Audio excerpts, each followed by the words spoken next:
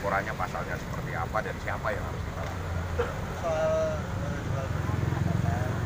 Oh, bukan, nggak ada kaitannya itu. Kaitannya permohonan ini. Jadi dugaan permohonan udah kira-kira adanya Apa? dugaan Dugaan siapa tindak gitu pidana. Tidak kira-kira. pidana. Elsa Sari, Sajat Ukra, dedengkot-dedengkotnya. Kalau kamu langsung ngomong aja. Seru kan? Kita ditunggu penyidiknya Ayo. ya. Oh. Nggak lama kok, ini cuma bikin LP ya. LP aja.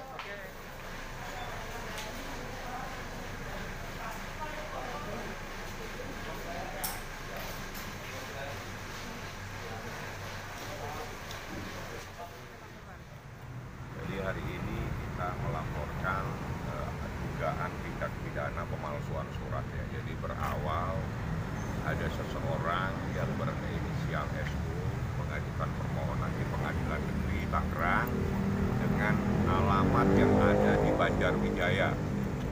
Banjarwijaya di Blok Halaman itu ada di permohonannya, nanti biar bisa secara jelas ya. Di dasar itu saya komunikasikan dengan ini kok ada penetapan tahun Dan agamanya 2018 juga. ya. Ada beberapa hal alamat dan agama kita komunikasikan dengan Niki. Saya selanjutnya datang ke kelurahan menanyakan ke RT dan RW apakah ada seseorang yang bernama Sajat Ukra tinggal di sana. Jadi kita tanyakan secara tegas, ternyata ada surat dari kelurahan yang pada intinya tidak ada seseorang yang bernama ya, ini ada suratnya secara tegas. Nah, berdasarkan hal tersebut hari ini kami datang ke Polres Metro Tangerang Kota, konsultasi awalnya apakah ada unsur pidana dari perbuatan tersebut. Setelah kita konsultasikan, pada akhirnya kita membuat keputusan, membuat laporan dugaan tindak pidana pemalsuan pasal 266 berapa tahun? Iya. Itu 10 tahun. Nah, siapa yang melakukan? Karena kita ingin dilakukan sebuah proses hukum secara transparan, kita minta supaya dalam lidik. Tapi yang terpenting bahwa pemohon di dalam permohonan penetapan tersebut adalah bernama Sajat Ukra. Itu ada penetapan. Itulah kita hari ini melaporkan. Sebelumnya kemarin secara tegas ini kita mengajukan kasasi atas penetapan tersebut karena ini kita keberatan. Anaknya yang sudah diselamati, yang diberikan banyak doa, tiba-tiba mau diganti namanya. Ya, seperti itu. Jadi penetapan itu mengganti nama anak Nikita dari Aska Ragila Mawardi menjadi Aska Ragila Ukra. Nah, itulah masalahnya. Jadi ada hal-hal termasuk ada kaitannya dengan keluarga negaraan seseorang. Jadi ini kita merasa keberatan karena selama ini dialah yang membesarkan, yang banting tulang dari kecil sampai besar. Nah, kita melaporkan hari ini dan alhamdulillah direspon sangat baik oleh Polres sehingga kita diterima oleh penyidiknya, diberikan wawasan tentang kasus ini seperti apa. Nah, akhir ini kita sudah melaporkan, tadi kita ada lapor kemana-mana. Berarti soal perubahan nama ya, akte. Sebetulnya intisarinya bukan itu. Kalau perubahan nama itu kami mengajukan kasasi. Jadi beda. Maksudnya dari pihak sananya. Ya, jadi ada permohonan penetapan yang dilakukan oleh SU untuk merubah nama anak kita. Nah, dalam proses perubahan ini dia mencantumkan identitasnya bertempat tinggal di Banjarwijaya. Nah, ini yang jadi masalah. Nah, karena ada aturan terhadap orang asing itu mengajukan permohonannya di mana. Ada kaitannya sama hak asuh anak nggak sih kan? Hak asuh anak kayaknya udah nggak. Kalau hak asuh anak ya secara hukum sampai detik ini itu haknya kita. Berdasarkan putusan Pengadilan Agama Jakarta Selatan itu nggak bisa diganggu gugat. lebih ke apa? Kerugiannya lebih ke Jiji. Kenapa, Pak? Karena mendingan naruh nama almarhum bokap daripada nama dia. Kan yang biayain bukan dia. Lahir sendiri, besarin sendiri, udah gede dilaporin polisi, sekarang suruh ganti nama. Kan aneh-aneh, dia tuh nggak berani mau langsung, cari-cari ulang aja terus.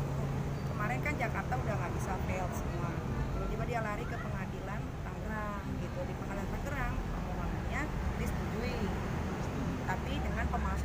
persoalan dan Dokumen, identitas ya. dan agama. Yes.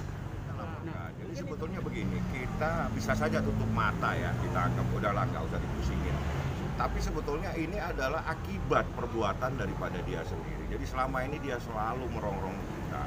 Kita yang selama ini membesarkan anaknya dari kecil, dilaporin lah segala macam lah, sehingga pada akhirnya kita dengan persoalan seperti ini pun kita melaporkan. Sebetulnya bisa saja, nggak usah lah, nggak usah digubris, tutup mata aja lah kita.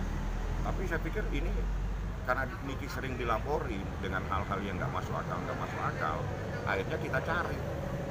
Nah ini kita dapatkan bahwa ada seseorang yang mengaku bertempat tinggal, dan ini dalam proses hukum dia mengajukan. Ya, dalam proses hukum mengajukan penetapan untuk merubah nama seseorang dengan identitas seperti yang tadi. Nah kami dapatkan data resmi dari kelurahan, dari RT, tidak ada identitas tersebut bertempat tinggal di sana. Melaporkannya, dan kami sudah dapatkan laporan, sudah diterima. Pasalnya. Nah, Ya. pasalnya 266. Alamatnya dibeli ya, alamat telepon M. Iya.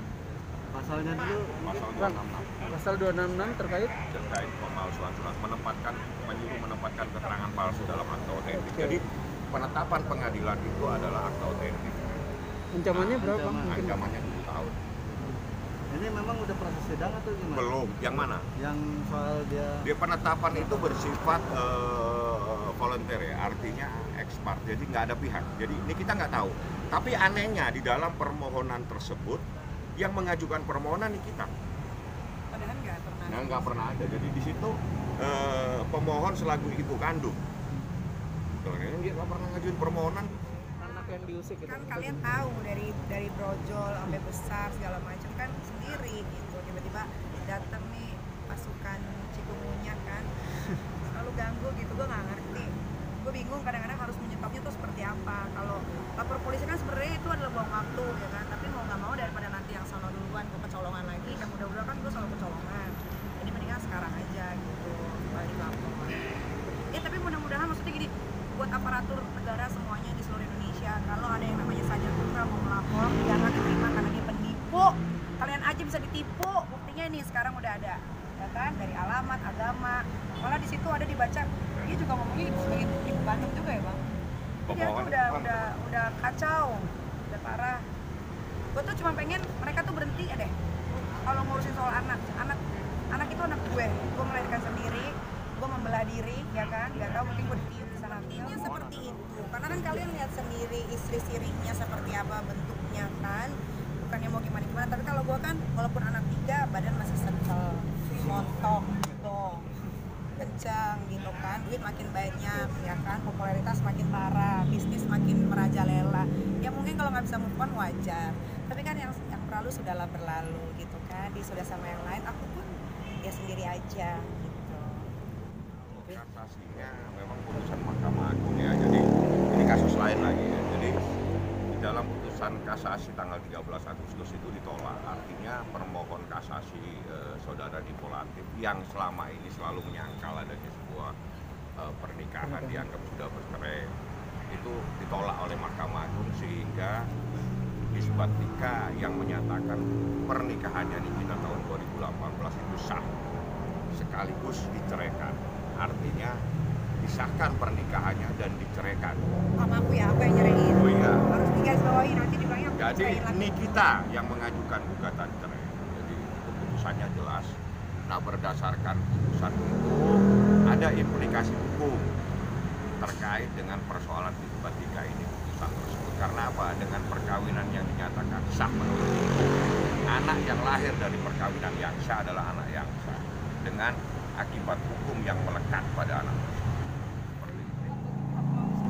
Menguntungkan nggak menguntungkan, sebenarnya gini, kenapa ada isbat itu akhirnya sekarang disahkan, karena ingin melahirkan anak itu bukan anak dari luar nikah, itu anak sah, nggak ada pernikahan, cuman siri gitu kan. Tapi kan sekarang sudah di ini ya bang, Dan disahkan. udah disahkan gitu. Jadi itu sebenarnya ujung-ujungnya buat anak. Nah ini mau kasih tahu lagi buat kalian perempuan-perempuan yang dinikahkan secara siri dan laki-lakinya kurang ajar, bisa kok disahkan, tenang aja, kalian bisa ambil itu apa namanya, kalau cowok itu harus ngasih apa tuh, Harta gono gini. nggak ngerti lagi, dan nafkah itu harus itu bisa, tenang aja, kalau nggak bisa cari buat. Jadi Dari Dipo Rasanya menang terus, udah biasa butuh menang terus, jadi udah nggak ada rasanya. Makanya aku cari tadi.